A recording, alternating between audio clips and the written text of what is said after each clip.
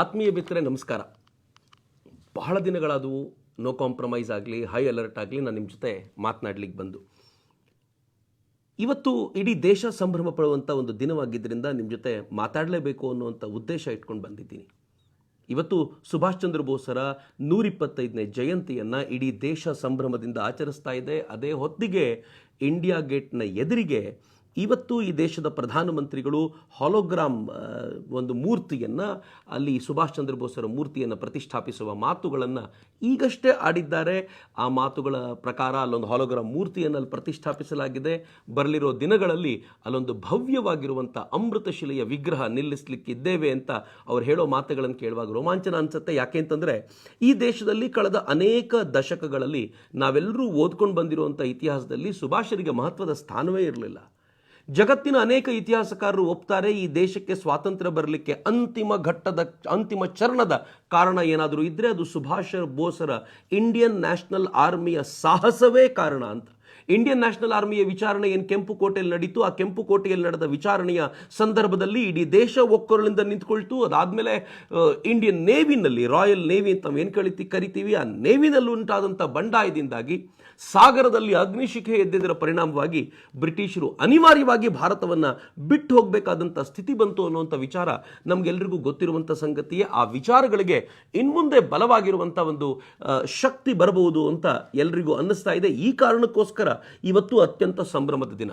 ಭಾರತದ ಇತಿಹಾಸವನ್ನು ಪುನರ್ರಚಿಸಬೇಕು ಎನ್ನುವಂಥ ಚರ್ಚೆ ವ್ಯಾಪಕವಾಗ್ತಾ ಇರುವಂಥ ಹೊತ್ತಿನಲ್ಲೇ ಸುಭಾಷರು ಇಷ್ಟು ಮುನ್ನೆಲೆಗೆ ಬರ್ತಾ ಇರೋದು ಬಹಳ ಹೆಮ್ಮೆಯ ಸಂಗತಿಯೇ. ಹೀಗಾಗಿ ಇವತ್ತು ಸುಭಾಷರು ಹುಟ್ಟಿದ ದಿನ. ನನಗೆ ಒಂದು ಅನ್ನಿಸ್ತಾ ಇರೋದೇನು ಅಂತಂದರೆ, ಬಹುಶಃ ಬರಲಿರೋ ದಿನಗಳಲ್ಲಿ ಸುಭಾಷರ ಸಾವಿನ ಕುರಿತಂತೆಯೂ ಒಂದಷ್ಟು ವಿಶೇಷ ಸಂಗತಿಗಳು ಸುರುಳಿ ಬಿಚ್ಚಿಕೊಳ್ತವ್ಯ ಅಂತ ಅನ್ನಿಸ್ತಾ ಇದೆ. ಯಾಕೆ ಅನ್ನೋದನ್ನು ಉದ್ದಕ್ಕೂ ನಾನು ನಿಮ್ಗೆ ಹೇಳುವಂಥ ಪ್ರಯತ್ನ ಮಾಡ್ತೀನಿ. ಇವತ್ತಿನ ಈ ನೋ ಕಾಂಪ್ರಮೈಸ್ನಲ್ಲಿ ನಾನು ಸುಭಾಷರ ಬದುಕನ್ನು ತುಂಬ ಚಿಕ್ಕದಾಗಿ ಹೇಳಿ ಸುಭಾಷರ ಅಂತಿಮ ದಿನಗಳು ಹೇಗಿದ್ವು ಅಂತ ಹೇಳ್ತಾ, ಈ ಅಂತಿಮ ದಿನಗಳ ನಂತರ ಸುಭಾಷರ ಸಾವಿನ ಸುತ್ತ ಹೇಗೊಂದು ಹುತ್ತ ಬೆಳ್ಕೊಳ್ತು, ಅವರು ಸತ್ತಿದ್ದಾರೆ ಅಂತ ಪ್ರೂವ್ ಮಾಡಲಿಕ್ಕೆ ಯಾಕೆ ಭಾರತದ ರಾಜಕಾರಣಿಗಳು ಹೆಣಗಾಡಿದ್ರು ಅನ್ನೋದನ್ನೆಲ್ಲ ನಿಮ್ಮ ಜೊತೆ ಹಂಚಿಕೊಳ್ಳುವಂಥ ಪ್ರಯತ್ನ ಇವತ್ತು. ಮಿತ್ರರು, ನಿಮ್ಗೆಲ್ರಿಗೂ ಗೊತ್ತಿದೆ ಸುಭಾಷ್ ಚಂದ್ರ ಬೋಸರ ಜೀವನ ನಮ್ಗೆಲ್ರಿಗೂ ಆರಂಭವಾಗೋದೆ ICS ಪರೀಕ್ಷೆಯಿಂದ. ICS ಪರೀಕ್ಷೆಯನ್ನು ಬರೆಯೋದಿಲ್ಲ ಅಂತ ಹೇಳಿ ತಂದೆ ಅವರಿಗೆ ಚಾಲೆಂಜ್ ಕೊಟ್ಟಾಗ ICS ಪರೀಕ್ಷೆ ಬರೀಲಿಕ್ಕೆ ವಿದೇಶಕ್ಕೆ ಹೋದ್ರು. ಆನಂತರ ICS ಪರೀಕ್ಷೆಯನ್ನು ಪಾಸ್ ಮಾಡಿಕೊಂಡು ಬ್ರಿಟಿಷರ ನೌಕರಿಯನ್ನು ಧಿಕ್ಕರಿಸ್ತೀನಿ ಅಂತ ಅದನ್ನು ಧಿಕ್ಕರಿಸಿ ಭಾರತಕ್ಕೆ ಬಂದರು. ಮಹಾತ್ಮ ಗಾಂಧೀಜಿನೇ ಮೊದಲು ಭೇಟಿ ಮಾಡಿದ್ದವರು. ಮಹಾತ್ಮ ಗಾಂಧೀಜಿ ಅವರನ್ನು ಅತ್ಯಂತ ಪ್ರೀತಿಯಿಂದ ಕೊನೆಯವರೆಗೂ ತಮ್ಮ ಸ್ವಂತ ಮಗನಂತೆ ಅವರನ್ನು ಕಾಣ್ತಾ ಇದ್ರು. ಅತ್ಯಂತ ಪ್ರೀತಿಯಿಂದ ಬರಮಾಡಿಕೊಂಡ ಮಹಾತ್ಮ ಗಾಂಧೀಜಿ ಜೊತೆ ಮಾತಾಡ್ತಾ ಇರಬೇಕಾದಾಗಲೇ ಸುಭಾಷರಿಗೆ ಅನ್ನಿಸ್ತು, ಇವರ ಬಳಿ ವ್ಯವಸ್ಥಿತವಾಗಿರುವಂಥ ಯೋಜನೆ ಇಲ್ಲ, ಸ್ವಾತಂತ್ರ್ಯದ ಬಳಿಗೆ ದೇಶವನ್ನು ಕರ್ಕೊಂಡು ಹೋಗಬಲ್ಲಂತ ಯಾವ ನೀಲ ನಕಾಶೆಯೂ ಇವ್ರ ಬಳಿ ಇಲ್ಲ ಅಂತಂದಾಗ ಮಹಾತ್ಮ ಗಾಂಧೀಜಿ ಇವರ ಅಸಹನೆಯನ್ನು ಗಮನಿಸಿ ಚಿತ್ತರಂಜನ್ ದಾಸರ ಬಳಿಗೆ ಕಳಿಸ್ಕೊಟ್ರು. ಮುಂದೆ ಚಿತ್ತರಂಜನ್ ದಾಸರ ಗರಡಿಯಲ್ಲಿ ಪಳಗ್ತಾ ಸುಭಾಷರು ಬೆಳಗ್ಗೆ ನಿಂತಿದ್ದು ಒಂದು ಅದ್ಭುತವಾಗಿರುವಂಥ ಇತಿಹಾಸದ ಕಥನ ಅದು. ಮುಂದೆ ಸುಭಾಷ್ ಚಂದ್ರ ಬೋಸರು ಕಾಂಗ್ರೆಸ್ಸಿಗೆ ಬಂದರು, ಕಾಂಗ್ರೆಸ್ಸಿನ ಅಧ್ಯಕ್ಷರೊಮ್ಮೆ ಆದರು. ಆ ಹೊತ್ತಿನಲ್ಲಿ ಇಡೀ ಕಾಂಗ್ರೆಸ್ನಲ್ಲಿ ಒಂದು ವೇಗ ಏನು ಬಂತಲ್ಲ, ಆ ಕಾಂಗ್ರೆಸ್ನಲ್ಲಿ ತೀವ್ರಗತಿಯ ಚಿಂತನೆಗಳು ಬಂತಲ್ಲ, ಅದು ಆಗಿನ ಮಂದಗಾಮಿಗಳಿಗೆ ಇಷ್ಟ ಆಗಲಿಲ್ಲ. ಹೀಗಾಗಿ ಮುಂದಿನ ಬಾರಿ ಸುಭಾಷರು ಆಗಬಾರದು ಅಂತ ಸ್ವತಃ ಗಾಂಧೀಜಿ ನಿಶ್ಚಯ ಮಾಡಿದರು. ಗಾಂಧೀಜಿ ನಿಲ್ಲಿಸಿದಂಥ ಪಟ್ಟಾಭಿ ಸೀತಾರಾಮಯ್ಯನವರನ್ನ ಸೋಲಿಸಿ, ಅಂದರೆ ಗಾಂಧೀಜಿಯವರನ್ನೇ ಎಲೆಕ್ಷನ್ನಲ್ಲಿ ಸೋಲಿಸಿ ಸುಭಾಷ್ ಚಂದ್ರ ಬೋಸರು ಮತ್ತೊಮ್ಮೆ ಅಧ್ಯಕ್ಷರಾಗಿ ಆಯ್ಕೆಯಾದರು. ಪ್ರಜಾಪ್ರಭುತ್ವದ ಮಾತನ್ನು ಜೋರಾಗಿ ಆಡುವಂಥ ಈ ಮಂದಿ ಇವತ್ತು ಈ ಮಾತನ್ನು ವಾಪಸ್ ಕೇಳಿಸ್ಕೊಳ್ಬೇಕು. ಅವತ್ತು ಸುಭಾಷ್ ಚಂದ್ರ ಬೋಸರು ಪ್ರಜಾಪ್ರಭುತ್ವದ ಮಾದರಿಯಲ್ಲಿಯೇ ಅವರು ಚುನಾವಣೆಯನ್ನು ಗೆದ್ದಿದ್ರು. ಆದರೆ ಇಡೀ ಕಾಂಗ್ರೆಸ್ಸು, ಅದು ಮಹಾತ್ಮ ಗಾಂಧೀಜಿ ಆದಿಯಾಗಿ ಬಹುತೇಕ ಪ್ರಮುಖರೆಲ್ಲರೂ ಕೂಡ ಸುಭಾಷರ ಆಕ್ಟಿವಿಟೀಸ್ಗಳಿಗೆ ಅಸಹಕಾರವನ್ನು ತೋರಿದ್ದರ ಪರಿಣಾಮವಾಗಿ ಸುಭಾಷರು ಒಲ್ಲದ ಮನಸ್ಸಿನಿಂದ ರಿಸೈನ್ ಮಾಡಬೇಕಾಗಿ ಬಂತು. ಅಲ್ಲೇ ಫಾರ್ವರ್ಡ್ ಬ್ಲಾಕ್ನಲ್ಲಿ ತಾವು ಕೆಲಸ ಮಾಡ್ತಾ ತೀವ್ರಗತಿಯಲ್ಲಿ ಕಾಂಗ್ರೆಸ್ನಲ್ಲಿ ಕಾರ್ಯಕರ್ತರನ್ನ ಬಿಲ್ಡ್ ಮಾಡುವಂಥ ಪ್ರಯತ್ನ ಮಾಡಿದರು. ಎಷ್ಟಾದರೂ ಕೂಡ ಕಾಂಗ್ರೆಸ್ನಿಂದ ಇವೆಲ್ಲವೂ ಸಾಧ್ಯವಾಗೋದಿಲ್ಲ ಅಂತ ಗೊತ್ತಾದಾಗ ಕೊನೆಗೊಮ್ಮೆ ಬ್ರಿಟಿಷರು ಗೃಹ ಬಂಧನದಲ್ಲಿರಿಸಿದ್ದಾಗ ಆ ಗೃಹ ಬಂಧನದಿಂದ ಸುಭಾಷರು ತಪ್ಪಿಸ್ಕೊಂಡು ಹೋದರು, ವಿದೇಶಕ್ಕೆ ಹೋದರು. ಅಲ್ಲಿಗೆ ಹೋಗಿ ಹಿಟ್ಲರ್ನ ಭೇಟಿ ಮಾಡಿ ಹಿಟ್ಲರ್ಗೆ ಭಾರತದ ಕುರಿತಂತೆ ಯಾವ್ಯಾವ ಅಬದ್ಧದ ಚಿಂತನೆಗಳಿದ್ವು ಅದನ್ನೆಲ್ಲ ಕಿತ್ತಾಕಿ ನಾನೊಂದು ಸೇನೆ ಕಟ್ತೀನಿ ಅಂತ ಹಿಟ್ಲರ್ನ ಸಹಕಾರವನ್ನು ತೆಗೆದುಕೊಂಡ್ರು. ಮುಂದೆ ಹಿಟ್ಲರ್ನಿಂದ ಯಾವ ಸಹಕಾರವು ವಿಶೇಷವಾಗಿ ಸಾಧ್ಯವಾಗಲ್ಲ ಅಂತ ಗೊತ್ತಾದಾಗ ಅಲ್ಲಿಂದ ಜಪಾನಿಗೆ ಬಂದು ಜಪಾನ್ನಲ್ಲಿ ರಾಸ್ ಬಿಹಾರಿ ಬೋಸರು ಕಟ್ಟಿದಂಥ ಇಂಡಿಯನ್ ನ್ಯಾಷನಲ್ ಆರ್ಮಿ ಆ ಇಡೀ ಸೇನೆಯ ಜವಾಬ್ದಾರಿಯನ್ನು ಜವಾಬ್ದಾರಿಯನ್ನು ತಾವು ವಹಿಸಿಕೊಂಡು ಆ ಇಡೀ ಸೇನೆಯ ಕಮಾಂಡರ್ ಇನ್ ಚೀಫ್ ಆಗಿ ಈ ದೇಶದ ಸೈನಿಕರನ್ನ ಮುನ್ನಡೆಸಿದ ರೀತಿ ಇತ್ತಲ್ಲ, ಇಡೀ ದೇಶ ಯಾವಾಗಲೂ ಹೆಮ್ಮೆ ಪಡಬೇಕಾಗಿರುವಂಥದ್ದು. ಈ ದೇಶದ ಮೊದಲ ಪ್ರಧಾನಿಯಾಗಿಯೂ ಕೂಡ ಅವರನ್ನು ಗುರುತಿಸ್ತಾರೆ. ಯಾಕೆ ಅಂತಂದ್ರೆ ಅರ್ಜಿ ಹುಕುಮತ್ ಹಿಂದ್ ಅನ್ನುವಂಥ ಒಂದು ಗವರ್ಮೆಂಟ್ ಅನ್ನು ಸ್ಥಾಪಿಸಿ ಆ ಗವರ್ಮೆಂಟ್ಗೆ ಅಕ್ಕಪಕ್ಕದ ರಾಷ್ಟ್ರಗಳ ರೆಕಗ್ನಿಷನ್ ಪಡ್ಕೊಂಡು ಆ ಗವರ್ಮೆಂಟ್ ಪರವಾದ ಒಂದು ಬ್ಯಾಂಕ್ ಅನ್ನು ಕಟ್ಕೊಂಡು ಆ ಗವರ್ಮೆಂಟ್ ಭಾರತದಲ್ಲಿ ಒಂದೊಂದು ಜಾಗವನ್ನು ವಶಪಡಿಸಿಕೊಂಡಾಗ್ಲೂ ಅಲ್ಲಿ ಯಾವ ತರಹದ ಆಡಳಿತವನ್ನು ತರಬೇಕು ಅನ್ನುವಂಥ ನೀಲ ನಕಾಶೆಯನ್ನು ರೆಡಿ ಮಾಡಿಕೊಂಡು ವ್ಯವಸ್ಥಿತವಾಗಿರುವಂಥ ಯೋಜನೆಯೊಂದಿಗೆ ಸಿದ್ಧರಾಗಿದ್ದವರು ಸುಭಾಷ್ ಚಂದ್ರ ಬೋಸರು. ಹೀಗಾಗಿ ಅವರನ್ನ ಭಾರತದ ಮೊದಲ ಪ್ರಧಾನಮಂತ್ರಿ ಅಂತ ಕೂಡ ಕರೆಯೋದು.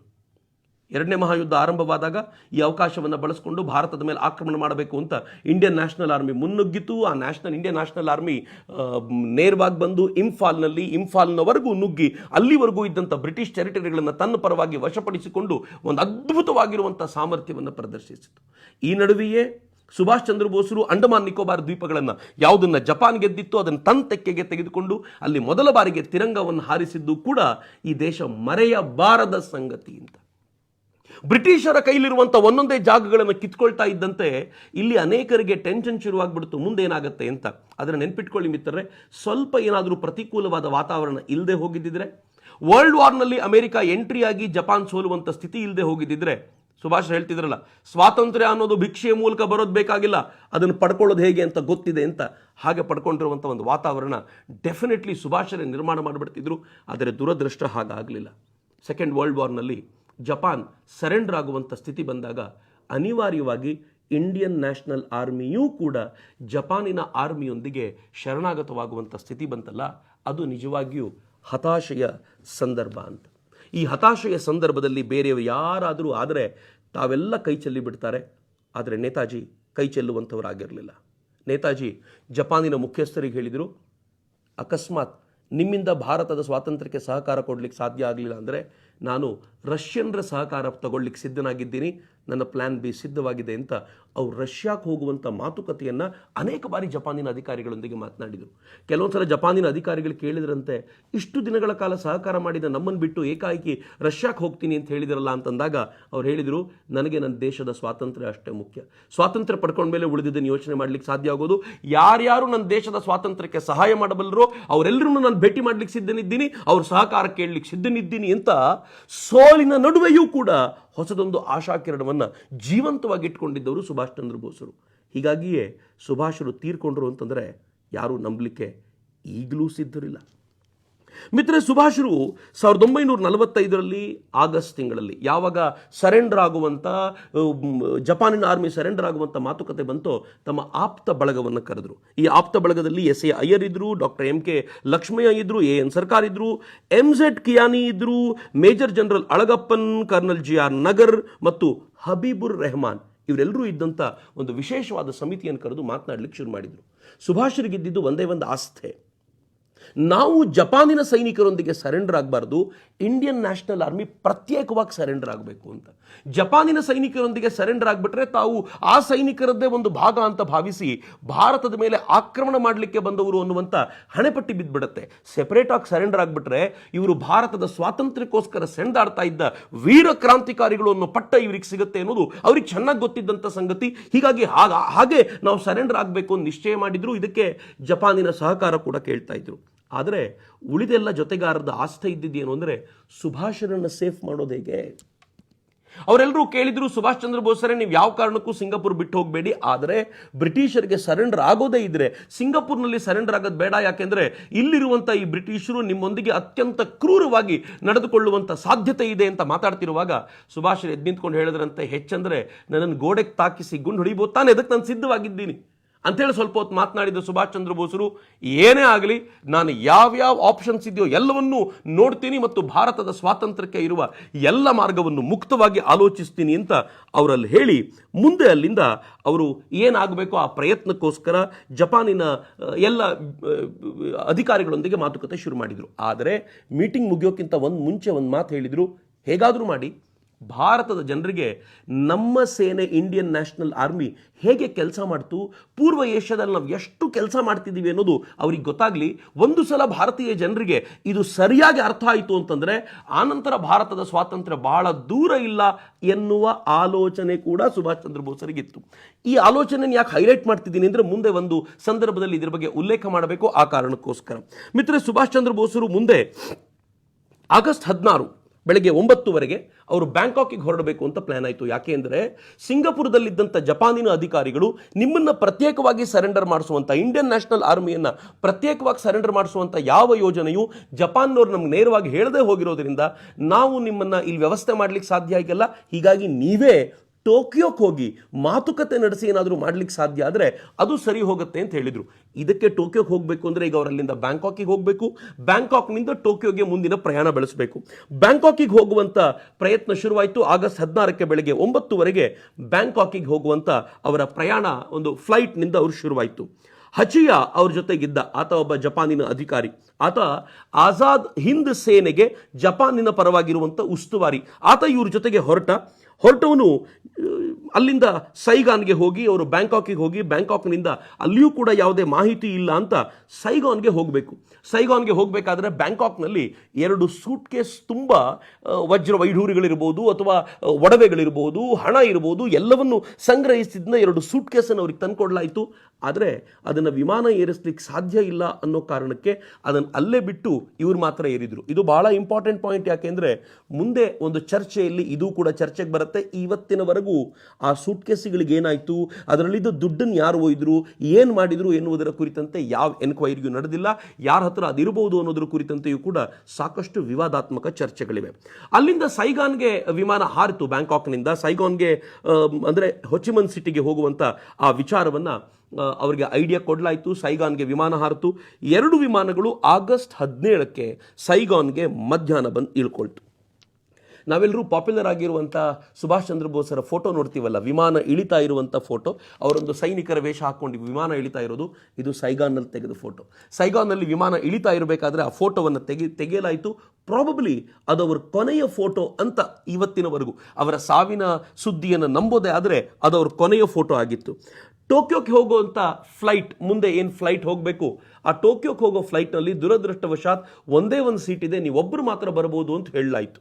ಸುಭಾಷ್ ಚಂದ್ರ ಬೋಸರು ಜೊತೆಗಿದ್ದವನ್ನೆಲ್ಲ ಕೂರಿಸಿಕೊಂಡು ಒಂದೇ ಒಂದು ಸೀಟ್ ಇದೆ, ನಾನು ಹೇಗಾದರೂ ಮಾಡಿ ಮತ್ತೊಂದು ಸೀಟನ್ನು ವ್ಯವಸ್ಥೆ ಮಾಡ್ಕೊಳ್ತೀನಿ ಅಂತ ಕರ್ನಲ್ ಹಬೀಬುರ್ ರೆಹಮಾನ್ರಿಗೂ ಕೂಡ ತಮ್ಮ ಜೊತೆ ಬರುವಂತೆ ಕೇಳಿಕೊಂಡ್ರು. ಉಳಿದವರಿಗೂ ಕೂಡ ನಿಮ್ಮ ಬಟ್ಟೆನ ಪ್ಯಾಕ್ ಮಾಡ್ಕೊಂಡು ಬನ್ನಿ, ಅಕಸ್ಮಾತ್ ಸೀಟ್ಸ್ ಅವೈಲೇಬಲ್ ಇದ್ದರೆ ನೀವು ನನ್ನ ಜೊತೆ ಬನ್ನಿ ಅಂತ ಹೇಳಿಕೊಂಡು ಅವರನ್ನು ಕರ್ಕೊಂಡು ಬಂದರು.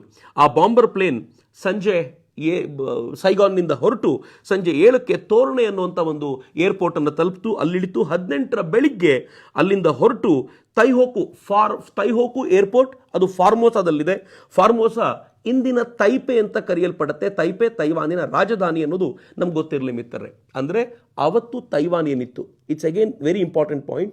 ಆವತ್ತು ತೈವಾನ್ ಅದು ಜಪಾನಿನ ಅಡಿಯಲ್ಲಿದ್ದರಿಂದ ಅವರು ಸಹಜವಾಗಿ ತೈವಾನಿಗೆ ಹೋಗಿ ಅಂದರೆ ತೈಪೆಗೆ ಹೋಗಿ, ಅವತ್ತು ಅದನ್ನು ಫಾರ್ಮೋಸಾ ಅಂತ ಕರಿತಿದ್ರು, ಆ ಫಾರ್ಮೋಸಾಕ್ಕೆ ಹೋಗಿ ಅಲ್ಲಿಂದ ಮತ್ತೊಂದು ಫ್ಲೈಟ್ ತೆಗೆದುಕೊಂಡು ಅವರು ಟೋಕಿಯೋಕ್ಕೆ ಹೋಗಬೇಕು ಅನ್ನುವಂಥ ನಿಶ್ಚಯ ಮಾಡಿದರು. ವಿಮಾನ ತುಂಬ ಹೈಟಿಂದ ಕೆಳಗಿಳಿದಿದ್ದರಿಂದ ಸಿಕ್ಕಾಪಟ್ಟೆ ಚಳಿ ಇತ್ತು. ಜೊತೆಯಲ್ಲಿದ್ದಂಥ ಕರ್ನಲ್ ಹಬೀಬುರ್ ರೆಹಮಾನ್ರು ಸಿಕ್ಕಾಪಟ್ಟೆ ಚಳಿ ಅಂತ ತಾವೊಂದು ಬುಷ್ ಕೋಟನ್ನು ಹೊದ್ಕೊಂಡ್ರು. ಆದರೆ ಸುಭಾಷರು ಮಾತ್ರ ನನಗೇನು ಬೇಕಾಗಿಲ್ಲ ಅಂತ ಹೇಳಿ ಎಂದಿನಂತೆ ಪ್ರಬಲವಾಗಿದ್ದರು ಅಂತ ಅವರ ಉಲ್ಲೇಖವನ್ನು ಕರ್ನಲ್ ಹಬೀಬುರ್ ರೆಹಮಾನ್ ಮುಂದೆ ಮಾಡ್ತಾರೆ. ಮಧ್ಯಾಹ್ನ ಸುಮಾರು 2 ಗಂಟೆ, ಒಂದು ಕಡೆ 12:15 ಅಂತಾರೆ, 1:15 ಅಂತಾರೆ, 2:15 ಅಂತಾರೆ, ಎನಿವೇರ್ ಬಿಟ್ವೀನ್ 12 to 2:30 ವಿಮಾನ ಟೋಕಿಯೋಗೆ ಅಂತ ಹಾರ್ತು. ಆ ವಿಮಾನ ಆರಂಭದಲ್ಲಿ ಇಲ್ಲಿಗೆ ಬರುವಾಗಲೇ ಯಾವ ವಿಮಾನ ಇವ್ರನ್ನ ಕರ್ಕೊಂಡು ಬಂದಿತ್ತೋ ಅದು ಆರಂಭದಲ್ಲೇ ಸ್ವಲ್ಪ ಅದರಲ್ಲಿ ಪ್ರಾಬ್ಲಮ್ಸ್ ಇದೆ ಇಂಜಿನ್ನಲ್ಲಿ ಅಂತ ಗೊತ್ತಿತ್ತು. ಆದರೆ ಟೋಕಿಯೋ ಕರ್ಕೊಂಡು ಹೋಗಿ ಮುಟ್ಟಿಸ್ತೀನಿ ಅನ್ನೋ ವಿಶ್ವಾಸವನ್ನು ಪೈಲಟ್ ತೋರಿಸಿದ್ರಿಂದ ಎಲ್ಲರೂ ಹತ್ತಿದ್ರು. ವಿಮಾನ ಟೇಕ್ ಆಫ್ ಮಾಡ್ತು. ಟೇಕ್ ಆಫ್ ಮಾಡಿದ ಕೆಲವೇ ನಿಮಿಷಗಳಲ್ಲಿ, ಪ್ರಾಬಬ್ಲಿ ಮುಂದಿನ 4 ರಿಂದ 6 ನಿಮಿಷಗಳಲ್ಲಿ ಒಂದು ದೊಡ್ಡ ಸದ್ದು ಬಂತು. ವಿಮಾನದ ಒಳಗಿಂದ ಇಂಜಿನ್ನಲ್ಲಿ ಪ್ರಾಬ್ಲಮ್ ಆಗಿದ್ದು ಗೊತ್ತಾಯಿತು. ಆ ದೊಡ್ಡ ಸದ್ದು ಬಂದಾಗ ಕೆಳಗಿದ್ದವರೆಲ್ಲ ತಿರುಗಿದ್ರೆ ಆಕಾಶದಲ್ಲಿ ಬೆಂಕಿ ಹೊತ್ಕೊಂಡಂತೆ ಕಾಣ್ತು. ಆ ವಿಮಾನ 300 km/h ಕೆಳಮುಖವಾಗಿ ಭೂಮಿ ಮುಖವಾಗಿ ಬಂದು ಭೂಮಿಗೆ ಅಪ್ಪಳಿಸ್ತು. ವಿಮಾನದಲ್ಲಿದ್ದವರೆಲ್ಲರೂ ಕೂಡ ಹೆಚ್ಚು ಕಡಿಮೆ ಸಾವಿನ ಸ್ಥಿತಿಯಲ್ಲಿದ್ದರು. ವಿಮಾನಕ್ಕೆ ಬೆಂಕಿ ಹೊತ್ಕೊಂಡಿದೆ.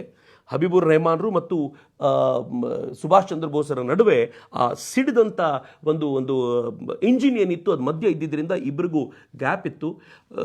ಸುಭಾಷ್ ಚಂದ್ರ ಬೋಸರು ಈ ಕಡೆ ಬರಬೇಕು ಅಂತ ಹೋದಾಗ ಹಬೀಬುರ್ ರೆಹಮಾನ್ ಹೇಳಿದರು, ಈ ಕಡೆ ಹೋಗ್ಲಿಕ್ಕೆ ಆಗ್ತಿಲ್ಲ, ಬ್ಲಾಕ್ ಆಗಿಬಿಟ್ಟಿದೆ, ನೀವು ಆಗೇ ಸೈ ಜಾಯಿ ಅಂತ, ಮುಂದಿನಿಂದ ಹೋಗಿ ಅಂತ. ಸುಭಾಷ್ ಚಂದ್ರ ಬೋಸರು ಆ ಮುಂದಕ್ಕೆ ಹೋಗಿ ನೋಡ್ತಾರೆ, ಬೆಂಕಿಯಾಗಿ ಹೋಗಿದೆ. ಆ ಬೆಂಕಿಯ ನಡುವೆನೇ ಹಾರಿ ಹೊರಗಡೆ ಜಂಪ್ ಮಾಡಬೇಕು ಅಂತ ಸುಭಾಷರು ಹೋದರು. ಆದರೆ ಹಬೀಬುರ್ ರೆಹಮಾನ್ರು ಮುಂದೆ ಕೊಟ್ಟ ಹೇಳಿಕೆಯ ಪ್ರಕಾರ ಆ ಗಾಡಿ ಯಾವಾಗ ಅಥವಾ ಫ್ಲೈಟ್ ಯಾವಾಗ ಅಪ್ಪಳಿಸಿತ್ತೋ ಆ ಸಂದರ್ಭದಲ್ಲಿ ಅದರಿಂದ ಎರಚಿದ್ದಂಥ ಫ್ಯೂಯಲ್ಲು ಅವರ ದೇಹವನ್ನು ಆವರಿಸಿಕೊಂಡಿದ್ದರಿಂದ ಆ ದೇಹವೆಲ್ಲ ಬೆಂಕಿಯಿಂದ ಆವೃತಗೊಳ್ತು. ಅದೇ ದಾರಿಯನ್ನು ಅನುಸರಿಸಿಕೊಂಡು ಬಂದಂಥ ಕರ್ನಲ್ ಹಬೀಬುರ್ ರೆಹಮಾನ್ರು ಹೊರಗೆ ಬಂದು ನೋಡ್ತಾರೆ. ಸುಭಾಷರು ಒಂದು ದಿಕ್ಕಿನಲ್ಲಿ ನೋಡ್ತಾ ನಿಂತಿದ್ದಾರೆ, ಎಲ್ಲ ಕಡೆ ಬೆಂಕಿ ಹತ್ಕೊಂಡಿದೆ. ಕೂಡಲೇ ಅವ್ರು ಹೋಗಿ ಸುಭಾಷರು ಹಾಕ್ಕೊಂಡಿದ್ದಂಥ ಆ ಬಟ್ಟೆಯ ಬೆಲ್ಟನ್ನು ಬಿಚ್ಚಲಿಕ್ಕೆ ಅವ್ರಿಗೆ ಸಹಕಾರ ಮಾಡಿದರು. ಅಷ್ಟೊತ್ತಿಗೆ ಇವರು ಕೂಡ ಬೆಂಕಿಯಿಂದ ಆವೃತರಾಗಿದ್ದರಿಂದ ಸುಸ್ತಾಗಿ ಕೆಳಗೆ ಬಿದ್ದರು. ಮುಂದೇನಾಯಿತು ಅಂತ ನನಗೆ ಅಷ್ಟಾಗಿ ಗೊತ್ತಾಗಲಿಲ್ಲ ಅಂತ ಹೇಳ್ತಾರೆ. ಹಾಸ್ಪಿಟಲಿಗೆ ಕರ್ಕೊಂಡು ಹೋಗಲಾಯಿತು ಅಂತ ಹೇಳ್ತಾರೆ. ಮಿತ್ರ, ಹಾಸ್ಪಿಟ್ಲಿಗೆ ಕರ್ಕೊಂಡು ಹೋದರೆ ಗೊತ್ತಾಯಿತು ತುಂಬ ಸುಟ್ಟ ಗಾಯಗಳಿದ್ದಿದ್ದರಿಂದ ಕರ್ನಲ್ ಹಬೀಬುರ್ ರೆಹಮಾನ್ ಹೇಳೋ ಪ್ರಕಾರ 4 ಇಂಚಿನಷ್ಟು ದೊಡ್ಡ ಗಾಯ ಅವರ ಹಣೆಯ ಮೇಲಾಗಿತ್ತು. ರಕ್ತ ಸಿಕ್ಕಾಪಟ್ಟೆ ಸುರಿತಾ ಇತ್ತು. ಅದರಿಂದ ಆನಂತರ ಅವ್ರನ್ನ ಕರ್ಕೊಂಡು ಹೋಗಿ ಹಾಸ್ಪಿಟಲ್ಗೆ ಅಡ್ಮಿಟ್ ಮಾಡಲಾಯಿತು. ಹಾಸ್ಪಿಟಲ್ ನೋಡಿದಾಗ ಗೊತ್ತಾಯಿತು ಅವ್ರದ್ದು ಸಿಕ್ಕಾಪಟ್ಟೆ ಬ್ಲಡ್ ಥಿಕ್ ಆಗೋಗಿದೆ, ಅದನ್ನು ಚೇಂಜ್ ಮಾಡಬೇಕು ಅಂತ ಬೇರೆ ಬ್ಲಡ್ಡನ್ನು ಟ್ರಾನ್ಸ್ಫ್ಯೂಸ್ ಮಾಡಲಾಯಿತು ಅಂತ ಕೂಡ ಹೇಳಿದರು. ಇಷ್ಟಾದರೂ ಕೂಡ ಸುಭಾಷರನ್ನು ಆಪರೇಷನ್ ಥಿಯೇಟ್ರಿಗೆ ಕರ್ಕೊಂಡೋಗಿ ಇಷ್ಟೆಲ್ಲ ಸರ್ಕಸ್ ಮಾಡಿದರೂ ಕೂಡ ಉಳಿಸ್ಕೊಳ್ಳಿಕ್ಕಾಗಲಿಲ್ಲ. ಕೊನೆಗೆ ಅವರ ಬಾಡಿಯನ್ನು ಪ್ಯಾಕ್ ಮಾಡಿ, ಕರ್ನಲ್ ಹಬೀಬುರ್ ರೆಹಮಾನ್ರ ಮಾತೆ ನಾನು ನಿಮ್ಮ ಜೊತೆ ಹಂಚ್ಕೊಳ್ತಾ ಇರೋದು, ಪ್ಯಾಕ್ ಮಾಡಿ ಕಫಿನ್ ಬಾಕ್ಸ್ನಲ್ಲಿ ಇಟ್ಟರು. ಕರ್ನಲ್ ಹಬೀಬುರ್ ರೆಹಮಾನ್ರು ಆ ಬಾಕ್ಸನ್ನು ಓಪನ್ ಮಾಡಿಸಿ ಸುಭಾಷರ ಸುಟ್ಟು ಹೋಗಿದ್ದಂಥ ಮುಖವನ್ನು ನೋಡಿದ್ರಂತೆ. ನೋಡಿದ ಮೇಲೆ ಅವರು ಗುರುತಿಸಿದ್ರು ಇದು ಸುಭಾಷರದೇ ಅಂತ. ಕೊನೆಗೆ ಬೇರೆಯವ್ರನ್ನ ಎಲ್ಲರನ್ನೂ ಕೇಳಿಕೊಂಡು ಸುಭಾಷರ ಮುಖ ಬಿಟ್ಟು ಉಳಿದ ಬಾಡಿಯ ಫೋಟೋ ತೆಕ್ಕೊಡಬೇಕು ಅಂತ ರಿಕ್ವೆಸ್ಟ್ ಮಾಡಿಕೊಂಡ್ರು ಅಂತ ಕೂಡ ಹಬೀಬುರ್ ರೆಹಮಾನ್ ಹೇಳ್ತಾರೆ. ಆದರೆ ಅವರ ಬಾಡಿಯನ್ನು ಮುಂದಕ್ಕೆ ತೆಗೆದುಕೊಂಡು ಹೋಗ್ಲಿಕ್ಕೆ ಯಾವ ವ್ಯವಸ್ಥೆಯೂ ಇಲ್ಲದೆ ಹೋಗಿದ್ದರಿಂದ ಅಲ್ಲಿಯೇ ಅವರ ಅಂತ್ಯ ಸಂಸ್ಕಾರ ಮಾಡಬೇಕು ಅಂತ ನಿಶ್ಚಯ ಮಾಡಿ ಅವರ ಅಂತ್ಯ ಸಂಸ್ಕಾರ ಬುದ್ಧಿಸ್ಟ್ ಮಾದರಿಯಲ್ಲಿ ಅಂತ್ಯ ಸಂಸ್ಕಾರ ಮಾಡಲಾಯಿತು. ಅವರ ಆ್ಯಶಸ್ಸನ್ನು ತೆಗೆದುಕೊಂಡು ಇವರುಗಳು ಮುಂದೆ ಟೋಕಿಯೋಕ್ಕೆ ಬಂದರು ಅಂತ ಹೇಳ್ತಾರೆ. ಈ ಟೋಕಿಯೋಕ್ಕೆ ಬಂದ ಸುದ್ದಿ ವಿಚಾರ ಸುಭಾಷ್ ಚಂದ್ರ ಬೋಸರ ಅತ್ಯಂತ ಆಪ್ತರಾಗಿದ್ದಂಥ INAಯಲ್ಲಿದ್ದಂಥ ಅಯ್ಯರ್ ಅವರಿಗೆ ಗೊತ್ತಾಗ ಅವ್ರು ಹೇಳ್ತಾರೆ, no Indian can believe this. ಯಾವೊಬ್ಬ ಭಾರತೀಯನೂ ಇದನ್ನು ನಂಬಲ್ಲ. ನಾನು ಸುಭಾಷರು ತೀರ್ಕೊಂಡಿದ್ದಾರೆ ಅಂತ ನಂಬಬೇಕು ಅಂತಂದ್ರೆ ಅವರ ಡೆಡ್ ಬಾಡಿ ನೋಡಬೇಕಷ್ಟೇ, ಬೇರೆ ದಾರಿಯೇ ಇಲ್ಲ. ಹಂಗಿದ್ರೆ ಮಾತ್ರ ನಂಬಲಿಕ್ಕೆ ಸಾಧ್ಯ ಅಂತ ಅಯ್ಯರ್ ಭಾರಿ ಜೋರಾಗಿ ಕೂಗಾಡಿದ್ರು. ಅಷ್ಟರ ಮಟ್ಟಿಗೆ ಸುಭಾಷರ ಆತ್ಮೀಯರು ಕೂಡ ಯಾರು ಈ ಸಂಗತಿಯನ್ನು ನಂಬುವ ಸ್ಥಿತಿಯಲ್ಲಿರಲಿಲ್ಲ. ಸುಮಾರು 23ನೇ ತಾರೀಕು ಇವೆಲ್ಲ ಘಟನೆ ನಡೆದಿದ್ದು 18-19 ವೇಳೆಗೆ. 23ನೇ ತಾರೀಕು ಮೊದಲನೇ ಬಾರಿಗೆ ಅಂತಾರಾಷ್ಟ್ರೀಯ ಮಟ್ಟದಲ್ಲಿ ಜಪಾನಿನ ವಿಚಾರ ಹೊರಗೆ ಬಂತು. ಜಪಾನಿನವರು ಹೇಳಿಕೊಂಡ್ರು ಸುಭಾಷ್ ಚಂದ್ರ ಬೋಸರು ಆಕ್ಸಿಡೆಂಟಲ್ಲಿ ತೀರ್ಕೊಂಡಿದ್ದಾರೆ ಅಂತ. ಅವತ್ತಿನ ಲೇಟ್ ನೈಟ್ ಎಡಿಷನ್ ಅಲ್ಲಿ ಭಾರತದಲ್ಲೂ ಕೂಡ ಸುಭಾಷರು ತೀರ್ಕೊಂಡಿದ್ದಾರೆ ಅನ್ನುವಂಥ ಸುದ್ದಿ ವ್ಯಾಪಕವಾಗಿ ಪ್ರಕಟಗೊಳ್ತು. ಇಡೀ ದೇಶಕ್ಕೆ ಸೂತಕದ ಛಾಯೆ. ಮಹಾತ್ಮ ಗಾಂಧೀಜಿ ಪ್ರಾಬಬಲಿ 24ನೇ ತಾರೀಕು ಸಾಯಂಕಾಲ ತುರ್ತಾಗಿ ಸಭೆಯನ್ನು ಕರೆದು ಆ ಸಭೆಯ ಸಂದರ್ಭದಲ್ಲಿ ಭಾರತದ ಧ್ವಜವನ್ನು ಏನು ಹಾರಾಡ್ತಾ ಇತ್ತೋ, ಧ್ವಜ ಏನು ತಮ್ಮ ಆಶ್ರಮದ ಮುಂದಿತ್ತೋ ಅದನ್ನು ಅರ್ಧಕ್ಕೆ ಇಳಿಸುವಂತೆ ಕೇಳಿಸ್ಕೊಂಡ್ರಂತೆ. ಅದಾದಮೇಲೆ ಕಲ್ಕತ್ತಾ ಪೂರ್ತಿ ಬಂದ್ ಆಯಿತು, ಸ್ವಘೋಷಿತ ಬಂದ್. ಯಾರೂ ಕೂಡ ಬಂದ್ ಮಾಡಿ ಅಂತ ಕೇಳಿಲ್ಲ, ಜನರೇ ಗಾಬರಿಯಾಗಿ ಬಂದ್ ಮಾಡಿದ್ದಂಥದ್ದು. ಇಡೀ ದೇಶ ಒಂಥರ ಸ್ಟನ್ ಆಗಿತ್ತು. ಸುಭಾಷರು ತೀರ್ಕೊಂಡ್ರು ಅನ್ನೋದನ್ನು ನಂಬಲಿಕ್ಕೆ ಯಾರಿಗೂ ಸಾಧ್ಯ ಇರಲಿಲ್ಲ. ಆದರೆ ಎಲ್ಲರೂ ದುಃಖ ತಪ್ತರಾಗಿದ್ದರು. ನಮ್ಮದೇ ಇದ್ದವ್ರು ಯಾರು ಅಂತಂದರೆ ಬ್ರಿಟಿಷರು ಮಾತ್ರ. ಯಾಕೆಂದರೆ ಸುಭಾಷರು ಬ್ರಿಟಿಷರಿಗೆ ಎಷ್ಟು ಬಾರಿ ಚಳ್ಳೆಹಣ್ಣು ತಿನ್ನಿಸಿದ್ದಾರೆ ಅಂತಂದರೆ, ಮನೆಯಲ್ಲೇ ಇದ್ದಾರೆ ಅಂತ ಕಾಯ್ಕೊಂಡು ಕೂತಿದ್ರೆ 10-15 ದಿನಗಳ ಕಾಲ ಅವ್ರಿಗೆ ಗೊತ್ತಾಗದಂತೆ ಮನೆಯಿಂದ ತಪ್ಪಿಸ್ಕೊಂಡು ಅವ್ರು ವಿದೇಶಕ್ಕೆ ಹೋದ್ಮೇಲೆ ಅವ್ರಿಗೆ ಗೊತ್ತಾಗಿದ್ದು ಸುಭಾಷ್ ಚಂದ್ರ ಬೋಸರು ಮನೆಯಿಂದ ತಪ್ಪಿಸ್ಕೊಂಡಿದ್ದಾರೆ ಅಂತ.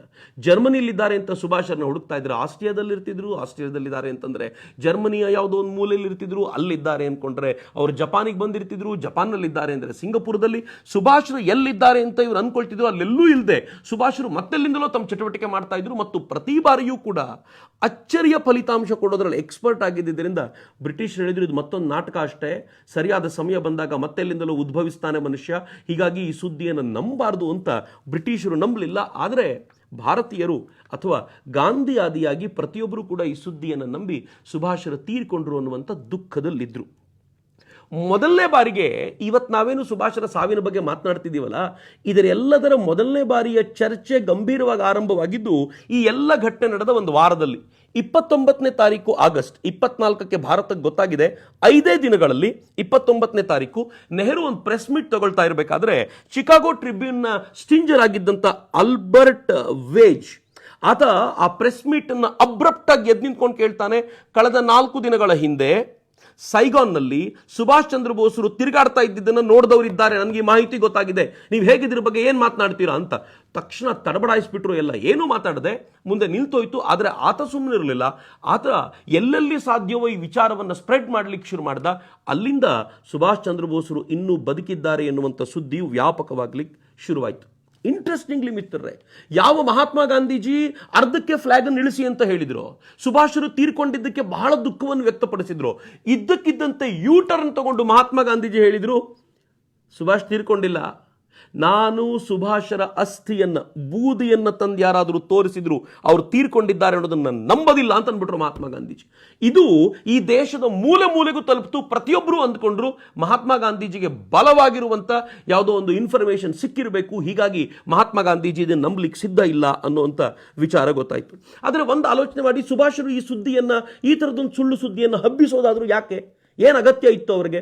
ಮೊದಲನೇ ಅಗತ್ಯ ಏನು ಅಂತಂದ್ರೆ, Subhash Chandra ಬೋಸರ plan B execute ಮಾಡಬೇಕು ಅಂತಂದ್ರೆ ಬ್ರಿಟಿಷರನ್ನ ಆ ಪ್ಲಾನ್ ಬಿ ಇಂದ ಗೊತ್ತಾಗದೇ ಇರುವಂತೆ ದೂರ ಇಡಬೇಕು. ಪ್ಲಾನ್ ಬಿ ಏನಿತ್ತು ಸುಭಾಷರದು? ರಷ್ಯಾಕ್ಕೆ ಹೋಗಬೇಕು, ರಷ್ಯನ್ರ ಸಹಕಾರ ತೆಗೆದುಕೋಬೇಕು, ಅಲ್ಲಿಂದ ಮತ್ತೆ ಭಾರತದ ಮೇಲೆ ಆಕ್ರಮಣಕ್ಕೆ, ಬ್ರಿಟಿಷರ ವಿರುದ್ಧದ ಹೋರಾಟಕ್ಕೆ ಬೇಕಾಗಿರುವಂತ ಸಂಪನ್ಮೂಲವನ್ನು ಸಂಗ್ರಹಿಸಬೇಕು. ಅವರು ಸುಮ್ಮನೆ ಇರುವಂತ ಸ್ಥಿತಿಯೇ ಅಲ್ವಲ್ಲ. ಆದರೆ ಬ್ರಿಟಿಷರ ಒತ್ತಡ ಇದಕ್ಕೆ ಜಾಸ್ತಿ ಆದರೆ ರಷ್ಯನ್ರು ಸಹಕಾರ ಕೊಡ್ತಾರೋ ಇಲ್ವೋ ಅನ್ನುವಂಥ ಅನುಮಾನ ಇದ್ದಿದ್ದರಿಂದ ಅವರು ತಾನು ತೀರ್ಕೊಂಡಿದ್ದೀನಿ ಅನ್ನುವಂಥ ಒಂದು ಪ್ಲಾಟ್ ಮಾಡಿಬಿಟ್ರೆ, ಒಂದು ಆಲೋಚನೆಯನ್ನ ಹರಿಬಿಟ್ಬಿಟ್ರೆ, ಒಂದು ಹುಳ ಬಿಟ್ರೆ ತಲೆಗೆ, ಅಲ್ಲಿಗೆ ಸುಭಾಷರು ತಮ್ಮ ಕೆಲಸವನ್ನು ಅನಾಯಾಸವಾಗಿ ಮಾಡ್ಕೊಳ್ಬಹುದು ಅನ್ನೋದು ಮೊದಲನೇ ಕಾರಣವಾದರೆ, ಎರಡನೇದು ಜನರಲ್ಲಿ ಈ ಸಾವಿನಿಂದಾಗಿ ಉಂಟಾಗಬಹುದಾಗಿರುವಂಥ ಭಾವನೆಗಳ ಜಾಗೃತಿ ಇರುತ್ತಲ್ಲ, ಇದು ಇಡೀ ಸ್ವಾತಂತ್ರ್ಯ ಸಂಗ್ರಾಮಕ್ಕೆ ಒಂದು ವಿಶೇಷವಾದ ಶಕ್ತಿಯನ್ನು ತುಂಬಬಲ್ಲದ್ದು ಅಂತ ಡೆಫಿನೆಟ್ಲಿ ಮನಸ್ಸಲ್ಲಿರ್ಲಿಕ್ಕೆ ಸಾಕು. ಇದು ಯಾಕೆ ಅನ್ಸುತ್ತೆ ಅಂತಂದರೆ, ಸುಭಾಷರು ತೀರ್ಕೊಂಡಿದ್ದಾರೆ ಅಂತ ಸುದ್ದಿ ಬಂದ 2 ದಿನಗಳೊಳಗೆ ಅಲ್ಲಿನ ಮಿಲಿಟರಿ ಇಂಟೆಲಿಜೆನ್ಸ್ ಏನಿತ್ತಲ್ಲ, ಅದು ಜಪಾನ್ನಲ್ಲಿ ಕೆಲಸ ಮಾಡ್ತಿದ್ದಂಥ ಮಿಲಿಟರಿ ಇಂಟೆಲಿಜೆನ್ಸು ಅವರೊಂದು ರಿಪೋರ್ಟನ್ನು ಬ್ರಿಟಿಷರಿಗೆ ಕಳಿಸ್ಕೊಟ್ಟಿದ್ರು. ಆ ರಿಪೋರ್ಟಲ್ಲಿ ಏನು ಹೇಳ್ತಿದ್ರು ಅಂತಂದರೆ, INAಯ ಸಮಸ್ಯೆಗಳು ಇದರೊಂದಿಗೆ ಮುಕ್ತಾಯಗೊಂಡಿದೆ, ಸುಭಾಷರ ಸಾವು ಅಂತ, ಅದು ಬೇರೆ ಪ್ರಶ್ನೆ. ಆದರೆ ಇಡೀ ಭಾರತದಲ್ಲಿ ಅನುಕಂಪದ ಅಲೆ ಏಳುವಂಥ ಎಲ್ಲ ವಾತಾವರಣವು ಕಾಣ್ತಾ ಇದೆ.